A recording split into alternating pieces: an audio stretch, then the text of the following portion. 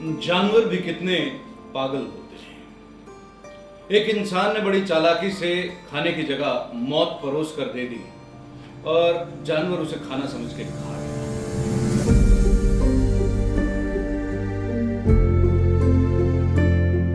इंसान भी बड़े पागल होते हैं। सब कुछ हासिल कर लेने के बावजूद भी मरने पर आमादा हो जाते हैं।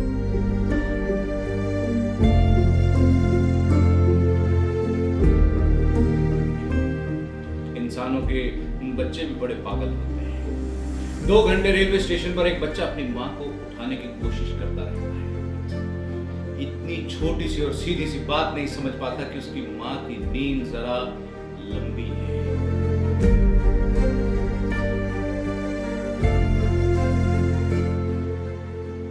How stupid. जब कोई इंसान अपने पेट की भूख मिटाने के लिए किसी जानवर का शिकार करे, उस बात पर बहस हो सकती है, लेकिन जब कोई अपनी तफरी के लिए खाने में बारूद भरकर किसी बेजुबान जानवर को दे दे, तो समझ लीजिए कि समाज की बुनियाद बिखर चुकी है। जब कोई इंसान आर्थिक मंदी से तंग आकर जिंदगी से परेशान हो जाए, तो उस बात पर बहस हो सकती है, लेकिन जब कोई ऐसा इंसान जिसके पास दौलत और शोहरत की कोई कमी ना हो, लेकिन उसके आसपास के लोग उसे मरने पर खुदकुशी करने पर मजबूर करते हैं, तो समझ लीजिए कि समाज की बुनियाद बिखर चुकी है। जब कोई मां अपने रोते हुए बच्चे की तरफ ध्यान ना दे, उस बात पर बहस हो सकती है, लेकिन जब कोई मां अपने बच्चे को सीने से लगाकर रात को सोए और सुबह जगे नहीं, चाहते हुए भी अपनी आंखें ना खोल सके और बच्चा घंटों अपनी मां को उठाने के लिए बिलखता रहे, तो समझ लीजिए कि समाज की बुनियाद बिखर चुकी है। Franz Kafka. अगर आपको किताबें पढ़ने का शौक है, if you are an avid reader, और आपने इनकी किताबें नहीं पढ़ी, तो हजारों किताबें पढ़ने के बावजूद भी आपने किताबें पढ़ी नहीं है, सिर्फ उनके पन्ने पढ़े हैं। अगर आप मेरी तरह एक लॉयर हैं और आपको एडवोकेट फ्रांज काफ्का के बारे में नहीं पता, तो समझ लीजिए कि दुनिया में सबसे गहरी सोच रखने वाले वकील के बारे में आपको कोई जानकारी नहीं है। ये वो इंसान है जिसके बचपन को उसी के पिता ने ये बोल बोल करके तबाह कर दिया कि तुम किसी काम के नहीं। ये वो इंसान है जिसे लिखने का शौक था, लेकिन इसने अपने ही हाथों से अपनी लिखी 90% किताबें जला दी, क्योंकि इसके दिमाग में हमारे समाज ने यह भर दिया था कि इसकी लिखाई नाकारा है। ये वो इंसान है जिसने मरते वक्त अपने करीबी दोस्त को अपने पास बुलाया और कहा कि मेरी कुछ लिखी हुई किताबें बच गई हैं, उन्हें किसी को पढ़ने मत देना, उन्हें जला देना, क्योंकि समाज ने, हमने इस इंसान के दिमाग में यह बात भर दी थी कि इसकी लिखाई और ये खुद इंसान किसी भी काम का नहीं है। लेकिन कई बार कोई शमा आंधी में भी जलती रह जाती है।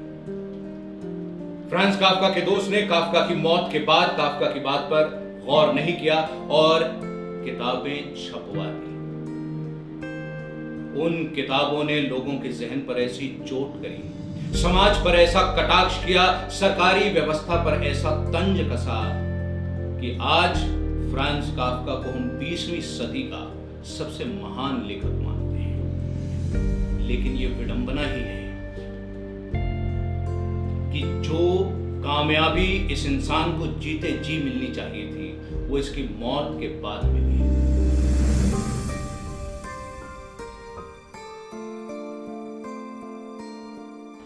कोरोना वायरस के दौरान दुनिया को सांस लेना मुश्किल हो गया, लेकिन हिंदुस्तान में ऐसा लगता है कि किसी तरह का कोई बदलाव आया नहीं, क्योंकि हिंदुस्तान में घुटन शुरू से बनी हुई है। यहाँ सांस लेना एक आम आदमी के लिए शुरू से मुश्किल है।